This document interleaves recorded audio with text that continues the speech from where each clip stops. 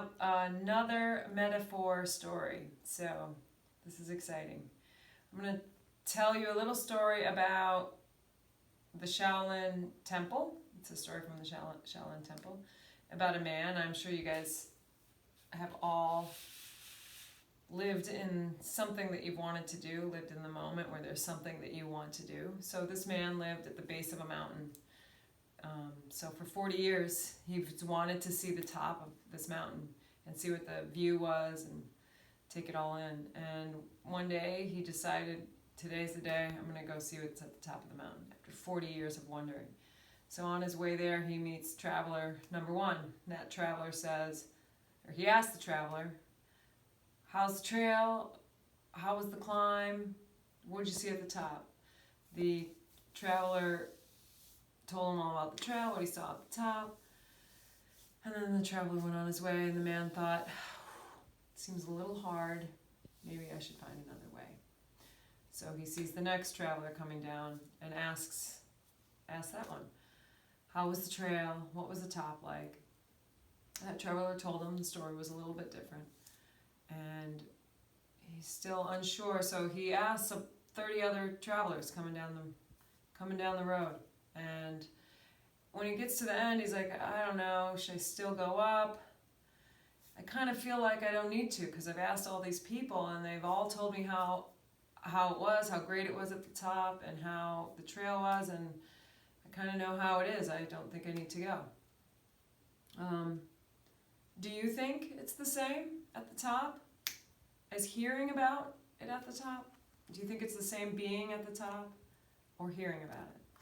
So the sort of moral of that story, if you will, is information can be shared with words, but it is impossible to share the feeling of clarity when you're standing alone at the top of a mountain.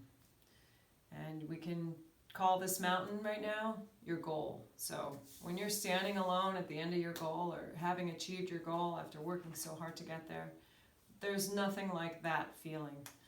And I asked the kids on the team today to share something that made them have that feeling. And I got a lot of different answers, and they were all awesome, because you could tell that they had all worked hard for something and they had reached the goal. So it's not the same to hear about it as in to do it. So on that note, we're going to do a little core exercise. We're going to start with, just to make it a little harder, we're going to start with a rolled up towel. You just roll it up. You're going to get on your back. We're going to put it under your hips, so your hips are slightly raised. The bigger the towel, the harder this is going to be. So pick your level. Then you're going to raise your legs up. Make sure that's right underneath your hips.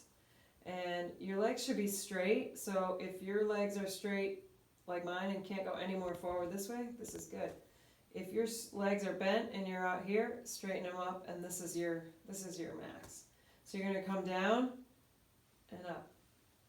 We're going to do this for a minute.